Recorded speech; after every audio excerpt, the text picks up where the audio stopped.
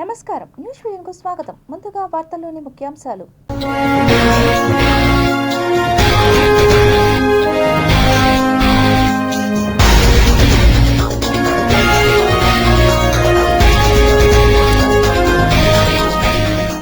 కోనింగ్ tower లేని జలాంతర్గామి, సముద్రాన్ని శాసించే దిశగా చైనా కొత్త ఆవిష్కరణ.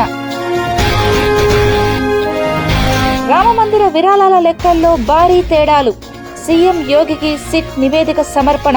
నిందితులను వదిలిపెట్టబోమన్న UP CM. Jonnagiri gold mining ప్రాజెక్టును ప్రారంభించిన చంద్రబాబు. ఒకప్పుడు కేజీఎఫ్, ఇప్పుడు జేజీఎఫ్, సీఎం వెల్లడి. పద్మ సరోవరంలో దివ్యంగా శ్రీ పద్మావతి అమ్మవారి తెప్పోత్సవాలు. జూన్ 25 నుండి 29 వరకు 5 రోజుల మహోత్సవ వైభవం. తిరుచానూరుకు ఆధ్యాత్మిక శోభ. శ్రీవారి భక్తుల భద్రతపై టీటీడీ ఫోకస్. తిరుమలలో ఆక్టోపస్ దళం ప్రత్యేక మాక్ డ్రిల్.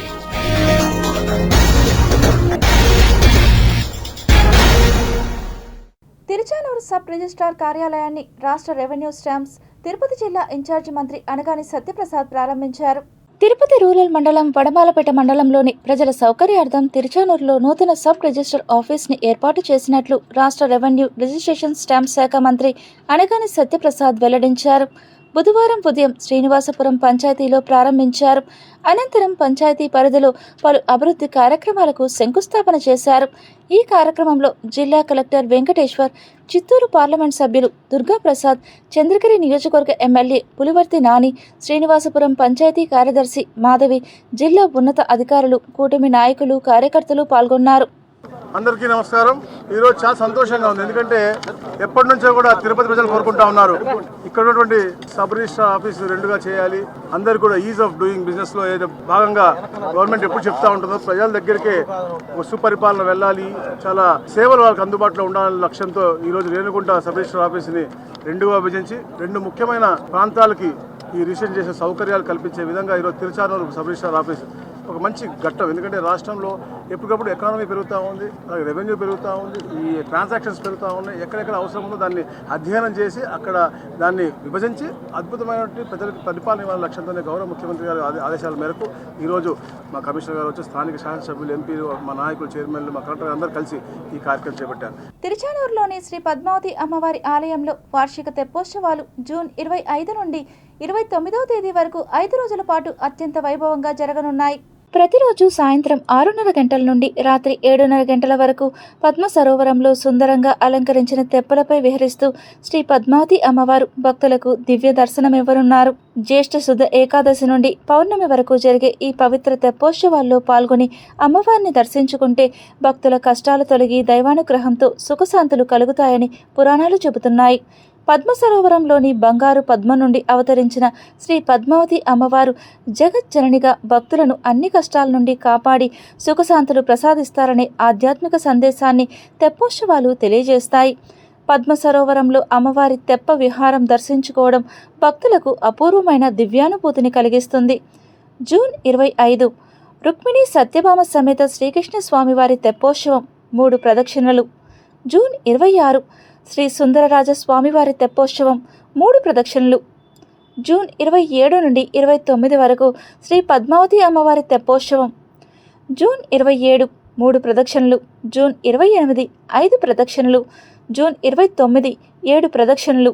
ఉత్సవాల చివరి 3 రోజులైన జూన్ 27, 28, 29 తేదీలలో పద్మ సరోవరంలోని నీరాడ మండపంలో మధ్యాహ్నం 3 గంటల నుండి సాయంత్రం 4:30 గంటల వరకు అమ్మవారికి తిరుమంజనం ఘనంగా నిర్వహించనున్నారు. జూన్ 28వ తేదీ రాత్రి 8:30 గంటలకు గజవాహన సేవ. జూన్ 29వ తేదీ రాత్రి 8:30 గంటలకు గరుడ వాహన సేవ వైభవోపేతంగా జరగనున్నాయి. తెప్పోత్సవం అనంతరం ప్రతిరోజు ఆలయ మాడ వీధుల్లో అమ్మవారి ఉత్సవమూర్తుల ఊరేగింపు నిర్వహించనున్నారు.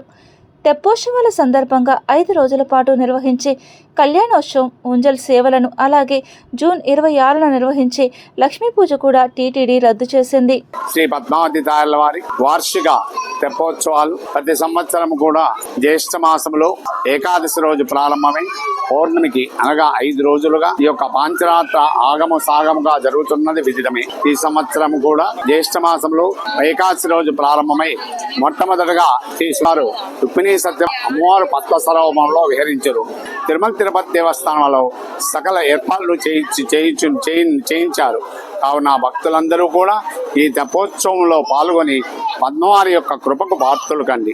తిరుమల క్షేత్రానికి నిరంతరం వచ్చే లక్షలాది మంది శ్రీవారి భక్తుల భద్రతను మరింత పటిష్టం చేసేందుకు ఆంధ్రప్రదేశ్ ప్రభుత్వ ప్రత్యేక ఉగ్రవాద నిరోధక విభాగం ఆక్టోపస్ దళం తిరుమల కొండపై ఒక ప్రత్యేక మాక్ డ్రిల్ నిర్వహించింది. ఊహించని విధంగా ఉగ్రవాద దాడులు జరిగినా లేదా ఏదైనా అత్యవసర ఉద్రిక్త పరిస్థితులు తలెత్తినా భక్తులకు ఎలాంటి ప్రాణ నష్టం జరగకుండా ఎలా రక్షించాలి, వ్యూహాత్మకంగా శత్రువులను ఎలా అణచివేయాలి మరియు తక్షణమే ఎలా స్పందించాలనే అంశాలపై ఈ విన్యాసాలు జరిగాయి. అత్యంత అధునాతన ఆయుధాలు, అత్యాధునిక రక్షణ సామాగ్రితో సన్నద్ధమైన దాదాపు 50 మంది కమాండోల ప్రత్యేక సిబ్బంది ఈ ఆపరేషన్లో చురుగ్గా పాల్గొని తమ నైపుణ్యాలను ప్రదర్శించారు. ప్రపంచ ప్రసిద్ధ పుణ్యక్షేత్రమైన తిరుమల ఎల్లప్పుడూ నిఘా వర్గాల రాడార్లో ఉండటం, గతంలో పలుమార్లు భద్రతా ముప్పులపై హెచ్చరికలు వచ్చిన నేపథ్యంలో ఇక్కడి భద్రతను ఎప్పటికప్పుడు సమీక్షించడం అత్యంత కీలకంగా మారింది. ఇందులో భాగంగానే తిరుమల తిరుపతి దేవస్థానం, టీటీడీ విజిలెన్స్ విభాగం మరియు స్థానిక పోలీసుల సమన్వయంతో ఈ high profile mock drill plan చేశారు.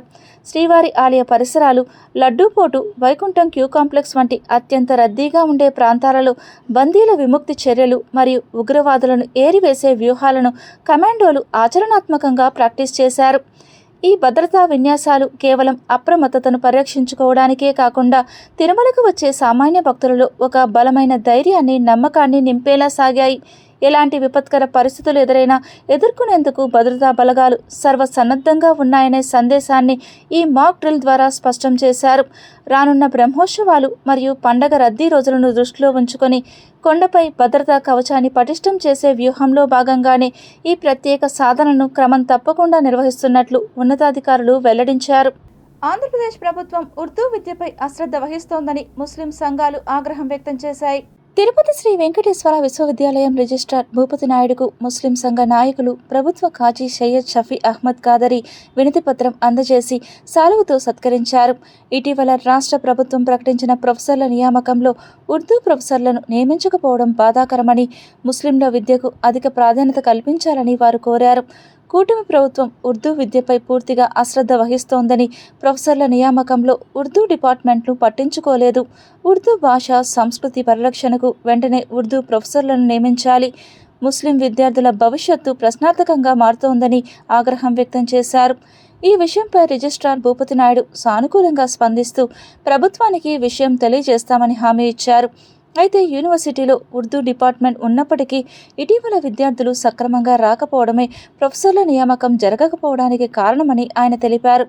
ముస్లింలంతా ఉర్దూ విద్యలో విద్యార్థులను చేర్పించేందుకు కృషి చేయాలని సూచించారు.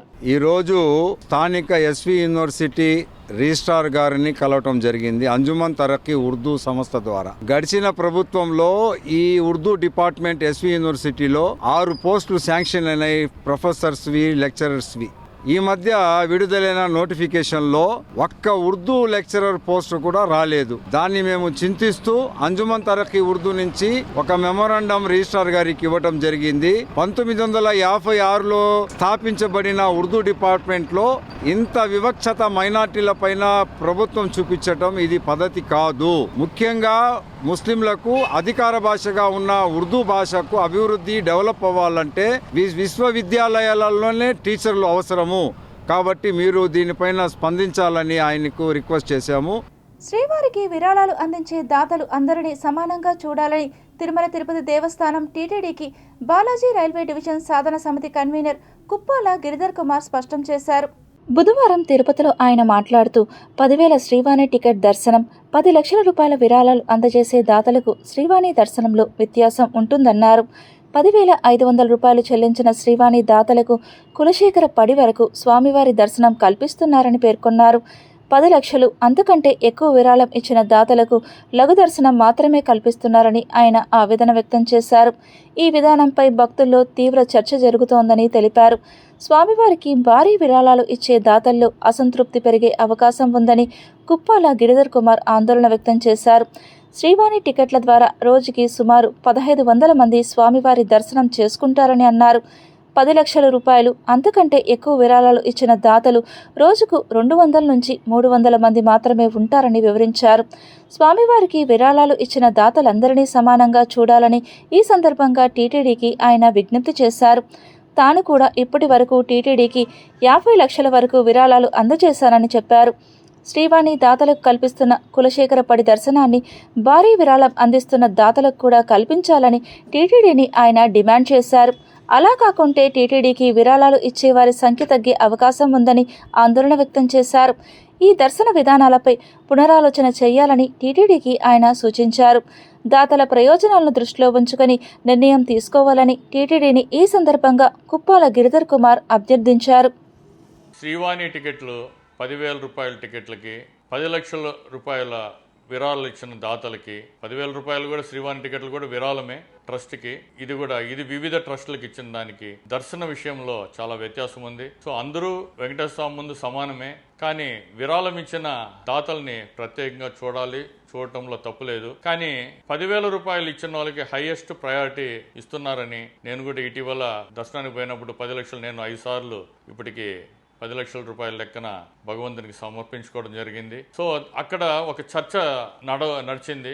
ఏంటంటే 10,000 రూపాయలు ఇచ్చిన వాళ్ళకి మాత్రం ఇన్సైడ్ కులశేఖర్ పడి వరకు దర్శనాన్ని అలౌ చేస్తున్నారు.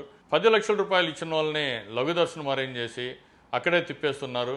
ఈ 10 లక్షల రూపాయలు ఇచ్చిన వాళ్ళు డైలీ 250 నుంచి 300 మధ్యలోనే ఉంటారు. బట్ ఈ శ్రీవాణి టికెట్లు ఇచ్చిన వాళ్ళు మాత్రం 1,500 మందికి ఇస్తున్నారు. సో ఇప్పుడు కొద్దిగా రష్ ఎక్కువైందని చెప్పి ఈ క్రౌడ్ మేనేజ్మెంట్లో ఇక్కడ 10 లక్షల రూపాయల వాళ్ళని లఘు ఇస్తున్నామని ఎవరో చెప్పడం జరిగింది. సో 10 లక్షల రూపాయల వాళ్ళకి లఘు ఇచ్చినప్పుడు 10,000 రూపాయల వారికి మాత్రం ప్రోటోకాల్ దర్శనం లాగా ఇవ్వడము ఎంతవరకు సమంజసము అని వాళ్ళు అంటున్నారు. మనం 10 లక్షలు ఇచ్చేదానికన్నా 10,000 రూపాయలు ఇస్తే చాలు కదా, మనం డైరెక్ట్గా దగ్గరకు కూడా వెళ్ళొచ్చు అనే ఒక చర్చ జరిగింది. ఇది టీటీడీ వారు గమనించగలరని చెప్పి అనుకుంటున్నాను. వైసీపీ హయాంలో నామమాత్రంగా ఉన్న ప్రభుత్వ హాస్టళ్లకు కూటమి ప్రభుత్వం పూర్వ వైభవం తీసుకొచ్చిందని 10వ తరగతికి పరిమితమైన హాస్టళ్లను ఇంటర్ విద్యార్థులకు హాస్టల్ వసతి కల్పించే నిర్ణయాన్ని తీసుకోవడం హర్షించదగ్గ విషయమని బీసీ సంఘాలు సంతోషం వ్యక్తం చేశాయి.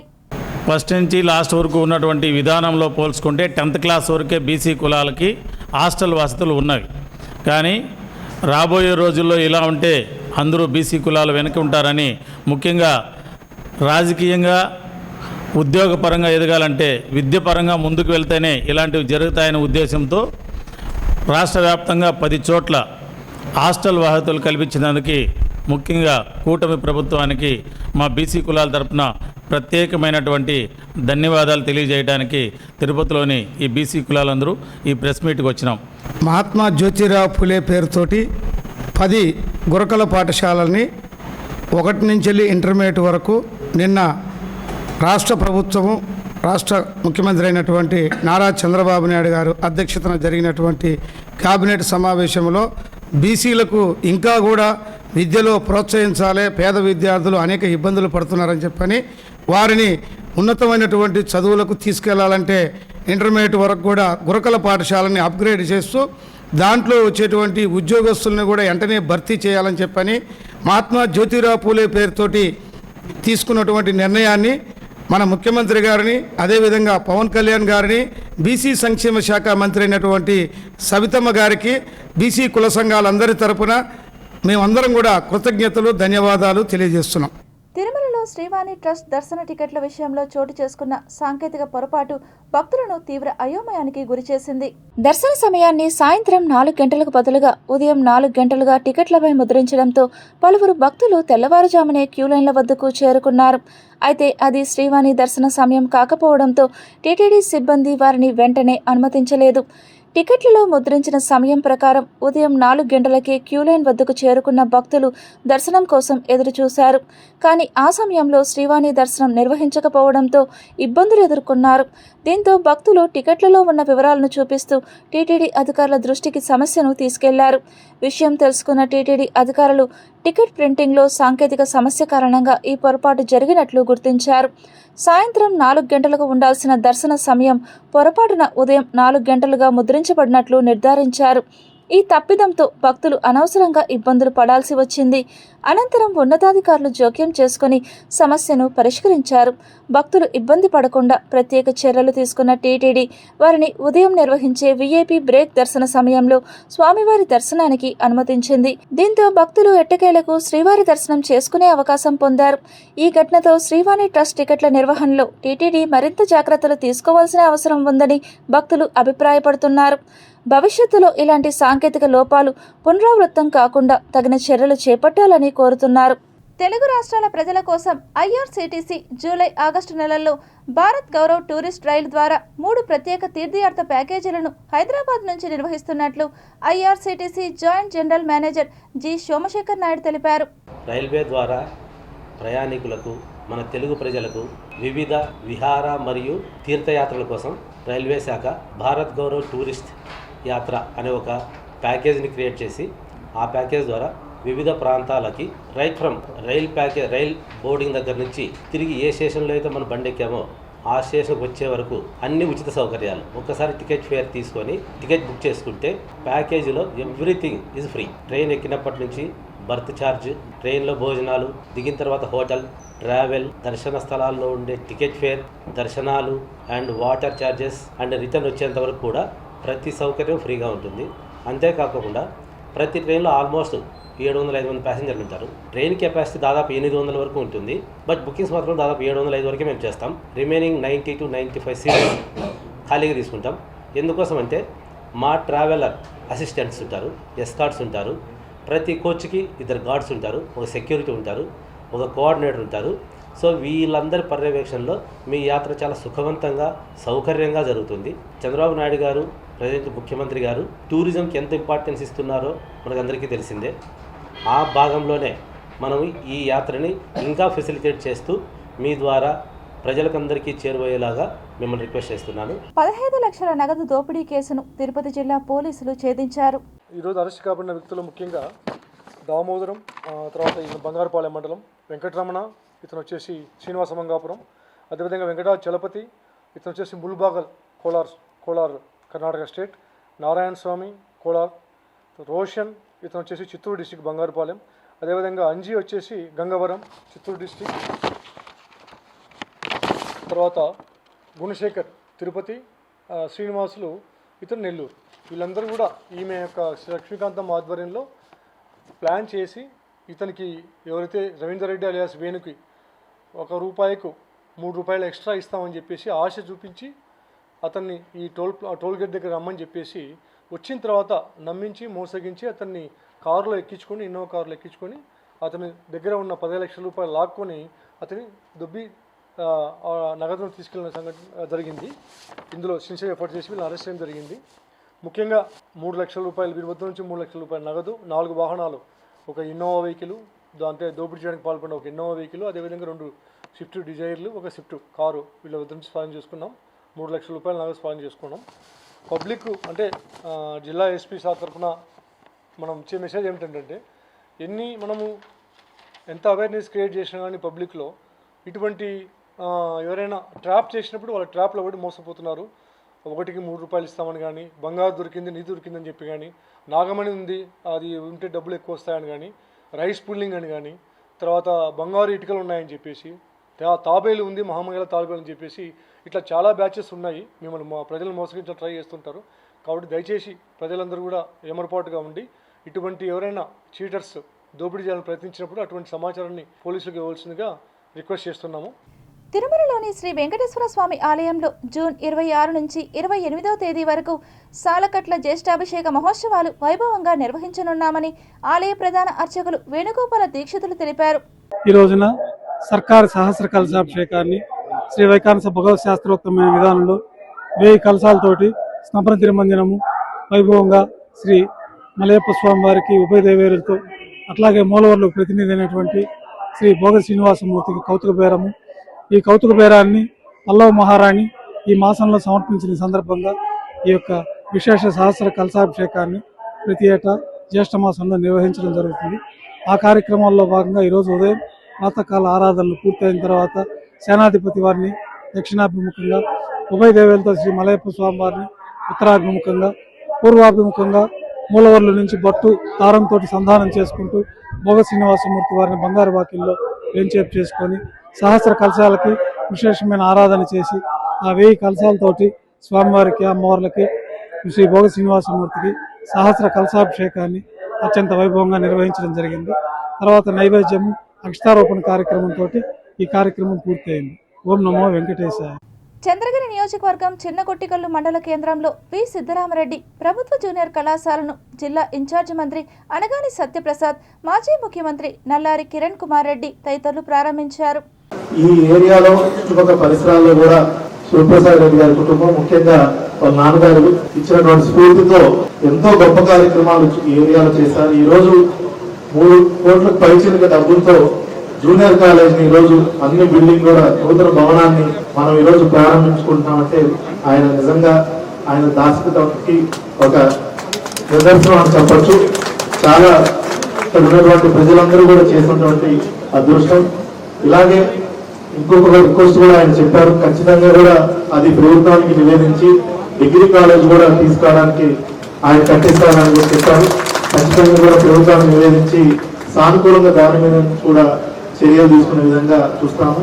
సో ఇన్ని మంచి కార్యక్రమాలు చేసిన కుటుంబాన్ని దేవుడు ఎల్లప్పుడూ బాగా చూడాలని కోరుకుంటూ, అదేవిధంగా డబ్బు చాలా మంది దగ్గర ఉంది, ప్రతి ఊర్లో లేకనే ఏం లేదు. అందరూ వి సిద్ధరామరెడ్డి కుమారులను ఆదర్శంగా తీసుకొని మీరు కూడా మీ ఊర్లలో చేయాలని కోరుతా ఇక్కడ ఉండే డబ్బు వాళ్ళందరినీ. అదేవిధంగా పక్కన ఉన్నటువంటి చిన్నగుళ్ళు వాళ్ళ ఊరి దగ్గర హరే రామ హరే కృష్ణ స్థలం ఇచ్చి అక్కడ సంబంధించిన గోశాల కూడా ఏర్పాటు చేయడం జరిగింది ఈ కుటుంబం గురించి. దీంట్లో భాగంగా ఈ రోజు ఇక్కడ ఒక కాలేజీ 3 కోట్ల రూపాయలతో కూడా ఈ రోజు కాలేజీ కూడా కట్టించడం జరిగింది. వాళ్ళందరూ కూడా మీ తరఫున, నా తరఫున, మన చంద్రగిరి నియోజకవర్గ ప్రజల తరఫున కూడా వాళ్ళందరూ కుటుంబం తెలియజేసుకుంటున్నాం. అలాగే ఇంకొక ముఖ్యమైన విషయం, 250 మంది స్టూడెంట్స్ ఇక్కడ ఉన్నారని నాకు అర్థమవుతుంది. ఇప్పుడు మనం ఉన్న పరిస్థితిలో చైతన్య, నారాయణ, ఎక్సలెంట్, అది ఇది అని చెప్పి గోల్డ్ అని కాలేజీలు ఉన్న కాలంలో ఇట్లాంటి కాలేజీలో 250 మంది చదవటం చాలా అభినందనీయమైన విషయం. ఏదైతే లిటరసీ రేటు 2024 బాగా పడిపోయిందో, తగ్గిపోయిందో ఈ దేశంలో అతి తక్కువగా ఉన్నటువంటి సమయంలో వాళ్ళు ఛాలెంజ్ గా తీసుకుని లిటరసీ రేటు పెంచుతారు. ఏదైతే మనం సాఫ్ట్వేర్ అంటున్నాం, గూగుల్ అంటున్నాం, టీసీఎస్ అంటున్నాం, ఎన్ని అంటున్నాం, ఎన్ని కూడా వస్తున్నాయంటే ముందు మన లిటరసీ రేట్ క్షేత్రస్థాయిలో పెరగాలి, దాన్ని ఏం చేయాలి అని చెప్పేసి ఇది అంత అధ్యయనం చేసి మాట్లాడాలి. మా వేదిక, మా రక్తంతో రాజకీయ ఇది ఎన్డీఏ కుటుంబ ప్రభుత్వం అద్భుతంగా పరిపాలన చేస్తుంది. 2 సంవత్సరాలు ఇవన్నీ కూడా ఇవ్వాలనేది కూడా ఈ పొలిటీషియన్స్ కూడా ఇవాళ అవ్వాలని లక్ష్యంతో చేస్తారు. ఎందుకంటే మెరుగైన వేలు వచ్చే విధంగా ఉండాలనే లక్ష్యంతోనే మీరందరూ గమనించాలి. వ్యవస్థల్ని ఇంకా ముందుకు తీసుకుని చెప్పేసి కోరుకుంటూ ఒక మంచి కార్యక్రమానికి ప్రత్యేకంగా తప్పకుండా మీరు కూడా మీ గట్టిగా చెప్పండి, కూడా మమ్మల్ని కూడా మీరు ప్రోత్సహించాలి. తిరుమలలో ఆధ్యాత్మిక వనాలను, ఔషధ వనాలను విరివిగా అభివృద్ధి చేయాలని టీటీడీ అదనపు ఈవో సిహెచ్ వెంకయ్య చౌదరి సంబంధిత అధికారులను ఆదేశించారు. తిరుమలలో జీఎన్సీ, గీతా పార్క్, నామాల పార్క్ వంటి వివిధ ఉద్యానవనాలను ఆయన బుధవారం పరిశీలించి టీటీడీ ఉద్యానవన, అటవీ శాఖల అధికారులకు పలు సూచనలు చేశారు. ఈ సందర్భంగా ఆయన రానున్న బ్రహ్మోత్సవాలకు తిరుమలలోని ఉద్యానవనాలను అత్యంత సుందరంగా తీర్చిదిద్దడంతో పాటు ఆధ్యాత్మిక ప్రాముఖ్యత ఉన్న మొక్కలను పెంచేలా చర్యలు చేపట్టాలని చెప్పారు. టీటీడీ ఫారెస్ట్ విభాగం డిప్యూటీ సీఎఫ్ ఫణికుమార్ నాయుడు, ఉద్యానవన విభాగం డిప్యూటీ డైరెక్టర్ శ్రీనివాసులు తదితరులు పాల్గొన్నారు. పాకాల మండలం గాదంకి చెక్పోస్ట్ వద్ద జరిగిన రోడ్డు ప్రమాదంలో 3 మృతి చెందారు. తిరుపతి జిల్లా చంద్రగిరి నియోజకవర్గంలోని పాకాల మండలం గాదంకి ఫారెస్ట్ చెక్పోస్ట్ వద్ద బుధవారం జరిగిన ఘోర రోడ్డు ప్రమాదంలో 3 ప్రాణాలు కోల్పోయారు, పలువురు గాయపడ్డారు. యాదమరి మండలం పెరుమాళ్లపల్లి దళితవాడకు చెందిన 11 మంది ఓ వివాహ కార్యక్రమానికి హాజరయ్యేందుకు ఆటోలో చిత్తూరు నుంచి తిరుపతికి బయలుదేరారు. గాదంకి ఫారెస్ట్ చెక్పోస్ట్ వద్ద ఫారెస్ట్ సిబ్బంది తనిఖీల కోసం ఒక వాహనాన్ని ఆపిన సమయంలో వెనక నుంచి వస్తున్న ఆటో అదుపు తప్పి ముందున్న లారీని బలంగా ఢీకొట్టింది. ఈ ప్రమాదంలో మేఘన 15, మాధవి 35 అక్కడికక్కడే మృతి చెందగా మరో వ్యక్తి తీవ్ర గాయాలతో ఆసుపత్రికి తరలిస్తుండగా మార్గమధ్యంలో మృతి చెందాడు. పలువురికి గాయాలు కావడంతో వారిని చికిత్స నిమిత్తం ప్రభుత్వ ఆసుపత్రికి తరలించారు. సమాచారం అందుకున్న పాకాల పోలీసులు ఘటనా స్థలానికి చేరుకుని సహాయక చర్యలు చేపట్టారు. మృతదేహాలను పోస్టుమార్టం నిమిత్తం తిరుపతిలోని రుయా ఆసుపత్రికి తరలించారు. ప్రమాదంపై కేసు నమోదు చేసిన పోలీసులు దర్యాప్తు చేపట్టారు. వివాహ వేడుకకు వెళ్తున్న కుటుంబ సభ్యులపై ఈ విషాదం తీవ్ర ప్రభావం చూపింది. ముస్లింలకు మొహరం అత్యంత పవిత్రమైన మాసం. ఇస్లామిక్ క్యాలెండర్ ప్రకారం ఇది మొదటి నెల. వీరి క్యాలెండర్ చంద్రునిపై ఆధారపడి ఉంటుంది.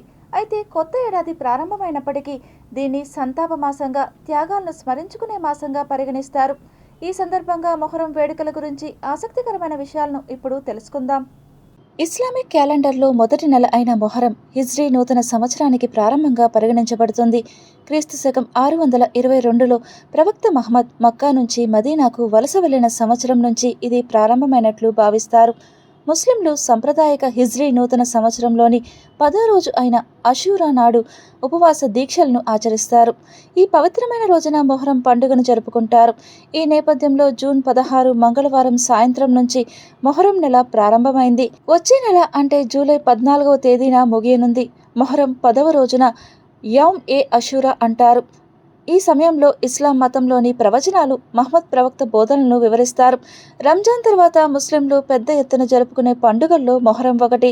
ఇదే మాసంలో 10వ రోజున పీర్ల దేవుళ్లను ఊరేగిస్తారు. అంతకుముందు రాత్రి అగ్నిగుండంలో దూకడం, అగ్గిలో నడవడం వంటివి చేస్తారు. హజరత్ ఇమాం హుస్సేన్ను స్మరించుకుంటూ పంజా పీర్ల దేవుళ్ల ప్రతిమలను ఊరేగించి తమ సంతాపం ప్రకటిస్తారు. ఈ నేపథ్యంలో ఈ ఏడాది జూన్ 25వ తేదీన మొహరం వేడుకలను జరుపుకోనున్నారు. ఈ సందర్భంగా ఇస్లామిక్ నూతన సంవత్సరం గురించి కొన్ని ఆసక్తికరమైన విషయాలను తెలుసుకుందాం. త్యాగాలను స్మరించుకోవడం. చాంద్రమాన క్యాలెండర్ ప్రకారం 2026 జూన్ 16వ తేదీ మంగళవారం సాయంత్రం మొహరం వేడుకలు ప్రారంభమయ్యాయి. ఈ పవిత్రమైన రోజున పీర్ల పంజాను ప్రతిష్ఠించి ప్రత్యేక ప్రార్థనలు చేస్తారు. అల్లాహ్ ఆరాధించే సమయంలో బెల్లంతో తయారు చేసిన నైవేద్యాలను సమర్పిస్తారు. మొహరం అంటే పండుగ రోజు కాదు. ఈ పర్వదినాన అమరవీరుల త్యాగాలను స్మరించుకోవడం. 14 శతాబ్దాల క్రితమే ప్రజాస్వామ్యం కోసం, మానవ హక్కుల కోసం జరిగిన చారిత్రాత్మక పోరాటాన్నే మొహరంగా పేర్కొంటారు. ప్రాచీన కాలంలో అరబ్బులు, అరేబియాలోని యూదులు, క్రైస్తవులతో సహా ఈ క్యాలెండర్ను వాడేవారు. నెలవంక దర్శనం తర్వాత ఇస్లాం క్యాలెండర్ ప్రకారం మొహరం నెలను తొలి మాసంగా పరిగణిస్తారు. చంద్రుడి దర్శనం తర్వాత ఈ పండుగ తేదీలను నిర్ణయిస్తారు. తెలుగు రాష్ట్రాల్లో 10 రోజుల పాటు మొహరం వేడుకలను జరుపుకుంటారు. 10వ రోజు ఆషురా దినంగా పాటిస్తారు. అంతకుముందు రోజు ఉపవాస దీక్షను ఆచరిస్తారు. తెలుగు రాష్ట్రాల్లోని చాలా ప్రాంతాల్లో హిందూ, ముస్లింలు కలిసి పీర్ల పండుగను పెద్ద పండుగగా జరుపుకుంటారు. హిందూ మహమ్మదీయులు సామరస్యమే దీనికి కారణం. పీర్ అంటే మహాత్ముడు, ధర్మ దేశికుడని డాక్టర్ టి దోనప్ప తన జానపద కళా గ్రంథంలో వివరించారు. అందుకే ఇప్పటికీ తెలుగు రాష్ట్రాల్లో, మరీ ముఖ్యంగా నిజాం పాలించిన ప్రాంతాల్లో మొహరం పండుగను ముస్లింలతో పాటు అన్ని వర్గాల వారు జరుపుకోవడం వందల ఏళ్ల నాటి నుంచి ఆనవాయితీగా వస్తోంది. ఏపీలో సువర్ణ అధ్యాయం మొదలైందని, రాయలసీమ రతనాలసీమగా మారబోతోందని ముఖ్యమంత్రి చంద్రబాబు నాయుడు అన్నారు. ఈ రోజు బుధవారం జొన్నగిరిలో గోల్డ్ మైన్స్ ప్లాంట్ను సీఎం ప్రారంభించారు. జొన్నగిరి గోల్డ్ మైన్తో ఇక్కడి ప్రజల జీవితాలు మారుతాయన్నారు. గతంలో జొన్నగిరిని స్వర్ణగిరిగా పిలిచేవారని, మన దగ్గర కూడా బంగారం ఉత్పత్తి కాబోతోందని తెలిపారు. భవిష్యత్తులో దేశమంతా జొన్నగిరి గురించే మాట్లాడుతుందని సీఎం వెల్లడించారు. నిన్నటి వరకు జొన్నగిరి, ఈ రోజు నుంచి స్వర్ణగిరి అని మరొకసారి మీ అందరికీ తెలియజేస్తున్నా. ఈ రోజు ఇక్కడుండే మీరందరూ చెప్పాలి, స్వర్ణగిరిగా నామకరణం చేసుకుందామంటే గట్టిగా మీరందరూ చప్పట్లు కొట్టి చెప్పండి, ఇది స్వర్ణగిరిగా చేసుకుందాం. నేను ఇప్పుడే అడిగాను, నేనేదో చెప్పేసి వెళ్ళిపోవడం కాదు. ఇక్కడ ఒక 8,000 మంది జనాభా ఉన్నారు.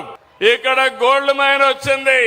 ఆ గోల్డ్ మైన్ వచ్చిన శుభ సందర్భంలో మీ జీవితాలన్నీ కూడా బాగుపడాలి, బంగారు భవిష్యత్తు ఉండాలనేది నా ఆలోచనని మరొకసారి మీ అందరికీ విజ్ఞప్తి చేస్తున్నా. ఇప్పుడు కొన్ని సంక్షిప్త వార్తలు చూద్దాం. తిరుపతి జిల్లా చంద్రగిరి మండలంలోని బాకరాపేట ఘాట్ రోడ్లో స్టోన్ రాళ్ల లోడుతో వెళ్తున్న లారీ ప్రమాదకర మలుపు వద్ద అదుపు తప్పి లోయ వైపు దూసుకెళ్లింది. అయితే రోడ్డుపై ఏర్పాటు చేసిన రక్షణ దిమ్మెను ఢీకొని అక్కడే నిలిచిపోవడంతో భారీ ప్రమాదం తప్పింది. ఈ ఘటనలో లారీ డ్రైవర్, క్లీనర్ స్వల్ప గాయాలతో సురక్షితంగా బయటపడ్డారు. సమాచారం అందుకున్న చంద్రగిరి పోలీసులు సంఘటనా స్థలానికి చేరుకుని కేసు నమోదు చేసి దర్యాప్తు చేపట్టారు. Tirupati bullion gold jewellery and seller merchants association సమాచారం మేరకు తిరుపతి లోకల్ బులియన్ మార్కెట్లో బంగారం, వెండి ధరలు ఇలా ఉంటాయి. 24 క్యారెట్ల బంగారం 10 గ్రాముల ధర 1,47,370 రూపాయలు. 22 క్యారెట్ల బంగారం 1 గ్రాము ధర 13,230 రూపాయలు. వెండి 1 కేజీ ధర 2,35,200 రూపాయలు. రీటైల్ వెండి 1 గ్రాము ధర 240 రూపాయల 20 పైసలుగా ఉంటుంది. వార్తలు ముగించే ముందు ముఖ్యాంశాలు మరోసారి చూద్దాం.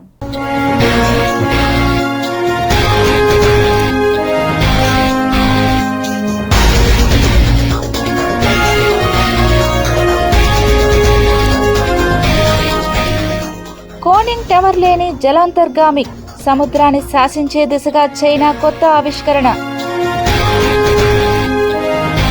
రామమందిర విరాళాల లెక్కల్లో భారీ తేడాలు. సీఎం యోగికి సిట్ నివేదిక సమర్పణ. నిందితులను వదిలిపెట్టబోమన్న UP CM. Jonnagiri gold mining ప్రాజెక్టును ప్రారంభించిన చంద్రబాబు. ఒకప్పుడు కేజీఎఫ్, ఇప్పుడు జేజీఎఫ్, సీఎం వెల్లడి. పద్మ సరోవరంలో దివ్యంగా శ్రీ పద్మావతి అమ్మవారి తెప్పోత్సవాలు. జూన్ 25 నుండి 29 వరకు 5 రోజుల మహోత్సవ వైభవం. తిరుచానూరుకు ఆధ్యాత్మిక శోభ. శ్రీవారి భక్తుల భద్రతపై టీటీడీ ఫోకస్. తిరుమలలో ఆక్టోపస్ దళం ప్రత్యేక మాక్ డ్రిల్.